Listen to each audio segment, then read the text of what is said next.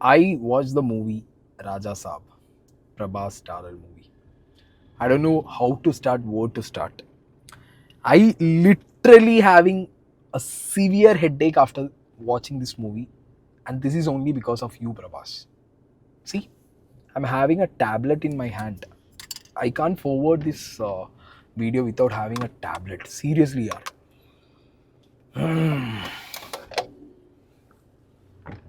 This is like hell, hell, literally hell. 3 hours hell. I'm just, I can't explain. Like, Prabhas, please stop acting. Please take a retirement. If you can't judge a story, please retire. You have done Bahubali. You have done decent job in Kalki. And trust me, man, you have the worst pan-Indian bombs in your name. Adipurush. And I don't even remember how many like pan-Indian bombs you have. I lost my count. Now this one. Money will like a peanut for you. I think so. If you are thinking like that or not, I don't know. Or your producers are thinking like that, I don't know, yeah. For us, money is very valuable. Time is very valuable. Okay. I literally had like moment when almost I am there in verge of blackout. Serious, man. ഇത്രയെങ്കിലും ഞാൻ ഇംഗ്ലീഷിൽ പറഞ്ഞിട്ട് ഈ പന്ന മക്കൾക്ക് മനസ്സിലാവണമെങ്കിൽ മനസ്സിലായിക്കോട്ടെ എന്ന് വിചാരിച്ചിട്ടാണ്. എടാ തലവേദനിച്ചടേ ഈ പുല്ല് മൂവി സിനിമ കണ്ടിട്ട്. ഇന്റെ തെറ്റാണ്. ഇനി ഇവനെ വിശ്വസിച്ച് ഇവിടെ പോയി ഈ പടം കാണാൻ വേണ്ടിയത് ഈ ഒരൊറ്റ പ്രഭാസിനെ ആലോചിച്ചിട്ട്. നിരന്തരം ഇരുന്ന് പാൻ ഇന്ത്യ ബോംബ് പൊട്ടിച്ചുകൊണ്ടിരിക്കുന്നു. എടി ഇത് വെച്ച് നോക്കുമ്പോ കണ്ണപ്പയും ഋഷഭയൊക്കെ ഉണ്ടല്ലോ ഒരു തട്ട് മുകളിലാണ്. അപരാധം എന്നൊക്കെ പറഞ്ഞാണ്ടല്ലോ പച്ചവരാധം കാണിച്ചു വെച്ചിരിക്കുക ഒരു പടം എടുത്തിട്ട്. ഞാൻ സീരിയസ് ആയിട്ട് ഞാൻ ടാബ്ലറ്റ് കഴിക്കേണ്ട അവസ്ഥ, എനിക്ക് തല പൊട്ടിത്തെറിക്കാനായിട്ട്. അപ്പോൾ ചോദിക്കുക ഇറങ്ങിപ്പോയി കൂടെ എന്നുള്ളത്. ഇറങ്ങിപ്പോവാൻ വരെ പറ്റുന്നില്ല, മരവിച്ച് പോയി സീറ്റിനകത്ത്. ഇത്രയും ദുരന്തം. ഇനി കൽക്കി പോയാൽ പോയി, സ്പിരിറ്റിന് പോയാൽ പോയി. കൽക്കി ബിക്കോസ് ഓഫ് ആ മേക്കേഴ്സിനെ കൊണ്ടാണ്, അല്ലെങ്കിൽ ഇവരെ കൊണ്ടല്ല. അല്ലെങ്കിൽ ഇവരെ കൊണ്ട് അവർക്ക് ചെയ്യിക്കാൻ അറിയുന്നതുകൊണ്ട് അതിന് പോകും. Spirit because of Sandeep Vanga Reddy. അല്ലാതെ വേണ്ടി ഒരു പൊട്ടത്തിന് ഇനി പോക്കില്ല. 10 ആള് നല്ലത് പറയാതെ ഞാൻ പോണില്ല, ഇനി നിർത്തി ഞാൻ. മാരുതി ദസാറി എൻ്റെ പൊന്നെ, എന്ത് നാറിയാടാ താനൊക്കെ. ഇത് എങ്ങനെയാണ് താൻ ഈ സാധനം ഈ അപരാധം ഡയറക്റ്റ് ചെയ്ത് വെച്ചേ? ഇതിനൊരു സ്റ്റോറി ലൈൻ എന്നൊക്കെ പറഞ്ഞു കഴിഞ്ഞാൽ എന്തെന്നാ ഈ കാണിച്ചു കൂട്ടിയിട്ടുള്ളത്? ഇതൊരുമാതിരി ഹാലൂസിനേഷൻ, മിത്ത്, ഫിക്ഷൻ, ഇതിൻ്റെയൊക്കെ കൂട്ടത്തിൽ കുറെ കൾട്ട്. ഒരുമാതിരി ആളങ്ങോട്ട് ഇരുത്തിയിട്ട് നമ്മളെ ഇന്ന കണ്ടിട്ട് പോയാൽ മതിയാടാ, ഇങ്ങളെ ഞാൻ ഉപദ്രവിക്കാൻ വന്നതാന്ന് പറഞ്ഞ പോലെ എഴുതിയും എടുത്തും വെച്ചിരിക്കുന്ന ഒരു അപരാധ സിനിമ. തുടക്കത്തിലേ കുറെ പേരക്കുട്ടി അമ്മമ്മ പാസം. നമ്മൾ ഇതുവരെയായിട്ട് കണ്ടിട്ടേ ഇല്ലല്ലോ പേരക്കുട്ടി അമ്മമ്മ പാസം. എനിക്കിതിപ്പോൾ ആലോചിക്കുമ്പോഴേ എനിക്കിപ്പോഴും എൻ്റെ തലവേദന എനിക്ക് മാറുന്നില്ല. സറീന വഹാബ് മാത്രമാണ് ഇതിനകത്തൊരു മീറ്ററിന് മുകളിൽ പോകാത്തുള്ളത്. അവർ അത്രയും കിടിലൻ ആക്ട്രസ് ആയതുകൊണ്ട് അവർക്ക് കൊടുത്തതേ ഒരു ബോംബ് സാധനമാണ് ഇതിനകത്ത് ആ ക്യാരക്ടർ. അത് വേറെ ആരെങ്കിലും ആയിരുന്നെങ്കിൽ ചിലപ്പോൾ അത് ഇതിലും മോശമായ അവസ്ഥയിൽ പോയിരുന്നു. പക്ഷെ അവരതൊരു മീറ്റർ പിടിച്ചു. ഈ പടത്തിലെ ഓൺലി പോസിറ്റീവ് സറീന വഹാബ്. അവരെ ചില സമയത്തൊക്കെ എനിക്ക് നമ്മളുടെ മരിച്ചുപോയവരുണ്ടല്ലോ, നമ്മുടെ ഒരു നമുക്ക് വേറൊരു നടിയുണ്ട്, KPC ലളിതയല്ല, സുകുമാരിയമ്മ. അവരെ പോലെ തോന്നി. ചിലതല്ല, ഓൾമോസ്റ്റ് എല്ലാ ഫ്രെയിമിലും അവരെ പോലെ ഉണ്ട് ഏറെക്കുറെ ഇതിനകത്ത് കാണാൻ. പ്രഭാസൊക്കെ എന്തെന്നാ കാണിച്ചു കൂട്ടുന്നത്. അയ്യോ ഇയാളെ വിഗ് കണ്ടാലേ വിഗാന്ന് മനസ്സിലാവും.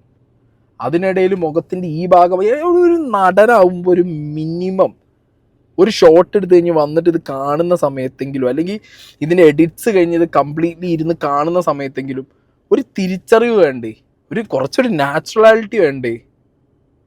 ഇതൊക്കെ എല്ലാം അടിമുടി ആർട്ടിഫിഷ്യൽ ആണെന്നുണ്ടെങ്കിൽ പറയില്ല. ഒരു ഡാൻസിന്റെ ഇടയിലൊക്കെ ഇയാളെ തല വേറെ ഉടൽ വേറെ എന്തോ.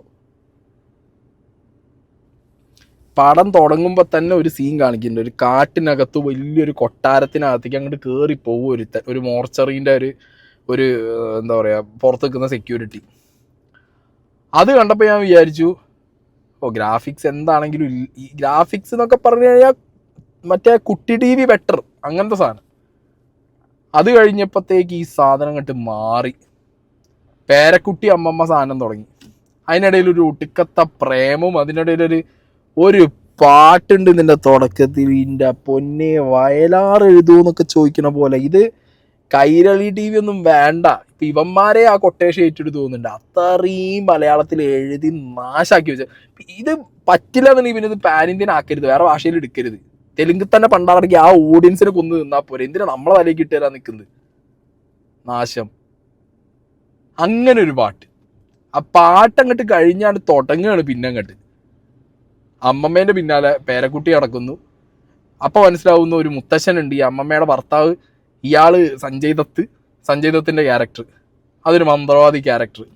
ഈ മന്ത്രവാദിനെ കണ്ടുപിടിക്കാൻ ബാഗ് എടുത്തു പോയി അവിടെ പോയിട്ട് പള്ളിയിൽ കയറി കന്യാസ്ത്രീനെ പ്രേമിക്കുന്നു. അത് കഴിഞ്ഞിട്ട് വേറൊരു തീനെ പ്രേമിക്കുന്നു. ഈ സിനിമയിൽ പ്രേമം ക്രിഞ്ചാവാ, പക്ഷെ പ്രേമം ദുരന്താവാൻ പാടൂ. എജാതി ദുരന്തോടോ ഇതിനകത്തുള്ള പ്രേമൊക്കെ. ഇവ കാണിച്ചു പ്രഭാസിനെ കൊണ്ട് നടക്കണില്ല. പ്രഭാസിനെ കൊണ്ട് പല സീനിലും പ്രഭാസും ഇതിലെ 3 ഹീറോയിൻസ് ഉണ്ട്. 3 പേരിൽ ആര് നിന്നാലും ഉണ്ടല്ലോ അച്ഛനും മോളും നിൽക്കണ പോലെ ഉണ്ട്. ഒക്കണില്ല, പിടിച്ചിട്ട് എത്തണില്ല. എന്നിട്ട് അത് കൗണ്ടർ ചെയ്യാൻ വേണ്ടിയിട്ട് മുഴത്തിനും പുട്ടിൽ തേങ്ങട്ട പോലെ പാട്ട്. പണ്ടൊക്കെ ഉണ്ടല്ലോ ഒരു വേറെ ഭാഷയിൽ നിന്ന് മലയാളത്തേക്ക് ഒരു സിനിമ എടുത്ത് കൊണ്ടുവന്നിട്ട് അല്ലു അർജുനൊക്കെ സിനിമയിലെ പാട്ടുകളൊക്കെ എന്തായിരുന്നു. ഇവിടെയുള്ള സിനിമേന്റെ പാട്ടിലേക്ക് ആഘോഷിക്കുകയായിരുന്നു. ഇതിലെ പാട്ട് വരുമ്പോഴത്തേക്കും മനുഷ്യന് പേടിയാവും തിയേറ്ററിൽ ഇരുന്നിട്ട്. സത്യം ഇതിനകത്ത് ഞാൻ ഏറ്റവും പഠിച്ചത് ഇതിലെ പാട്ട് വരുമ്പോഴാണ്. സഹിക്കണ്ടേ ഈ പണ്ടാറൊന്ന്. ഞാൻ അങ്ങനെ ഒരു സിനിമയ്ക്ക് പോയാലും ഫുൾ ടൈം ഫോൺ നോക്കിയിട്ടോ അല്ലെങ്കിൽ എനിക്കിത് ഫോൺ എടുത്തിട്ട് ഫോണിൽ നോക്കാൻ തോന്നും. പിന്നെ ഇതിന്റെ ഒച്ചയും വിളി ഇതിന്റെ ഉള്ളിലേക്ക് നോക്കുമ്പോണ്ടല്ലോ ഫോൺ വരെ വെറുത്തുപോയി. ആ രീതിയിൽ മാളവിക മോഹനയായിട്ടും ഋതി കുമാറുമായിട്ടും നിധി അഗർവാളുമായിട്ടൊക്കെ ഒരു കെമിസ്ട്രി ഇല്ലാതെ കുറേ പ്രേമവും ഈ ഭൂതത്താൻ്റെ വീടും മുത്തശ്ശൻ്റെ പിന്നാലുള്ള പോക്കും മുത്തശ്ശൻ്റെ പാസ്റ്റും ഇതൊക്കെ പറഞ്ഞിട്ട് പടത്തിൻ്റെ ഫസ്റ്റ് ഹാഫാണ് പോയി.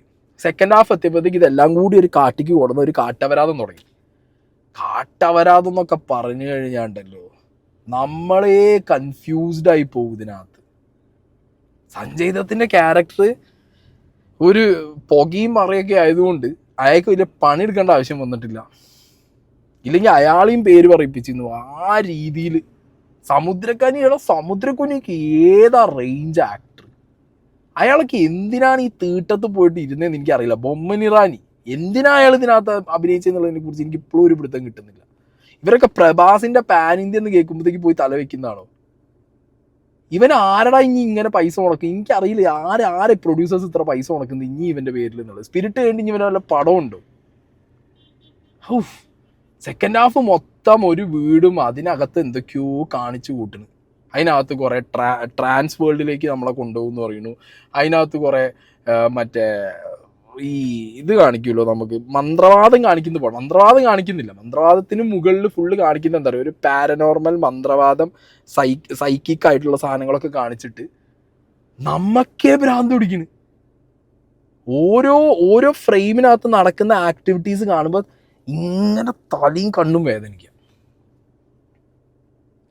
അങ്ങനത്തെ ഐറ്റങ്ങൾ കൊടുന്ന് വെച്ച് സെക്കൻഡ് ഹാഫ് മൊത്തം അങ്ങോട്ടും ഇങ്ങോട്ടും അതിൻ്റെ ഇടയിൽ പഞ്ചഭൂതങ്ങൾ എണീപ്പിക്കാൻ പോണു. അതിൻ്റെ ഇടയിൽ അയ്യോ മാനിഫെസ്റ്റേഷൻ എന്തൊക്കെ കോപ്പുകളാണ് കാണിച്ചു കൂട്ടിയത്.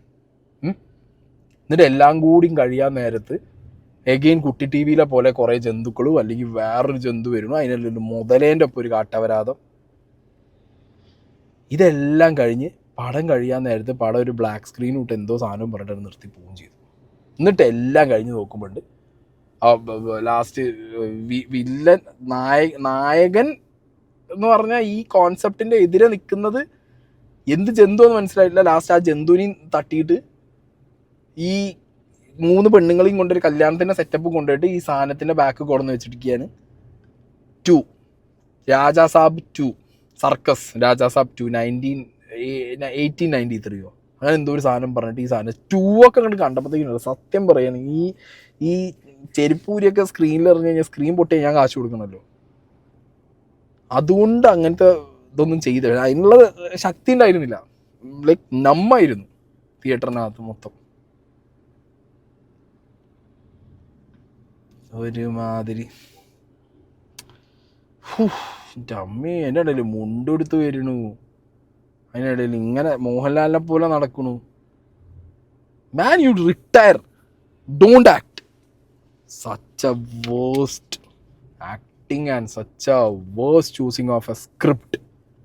Complete disaster. ഇവനെ റബൽ സ്റ്റാർ എന്നല്ല വിളിക്കേണ്ടത്, റബ്ബർ സ്റ്റാർ എന്ന് വിളിക്കണം. ഇവനെ റബ്ബർ സ്റ്റാർ, അതാണ് ഇവൻ. ഇവൻ്റെ പ്രീവിയസ് വർക്കൊക്കെ ആ ബാഹുബലിയൊക്കെ ഓക്കെ, അതെന്താ പറയുക, ഇവനെ കൊണ്ട് ചെയ്യിക്കാൻ പറ്റിയ ചെയ്യിക്കായിരിക്കും. പക്ഷെ അത് ഒരു മനുഷ്യൻ ചൂസ് ചെയ്യുമ്പോൾ ഇങ്ങനെ ചൂസ് ചെയ്യൂ.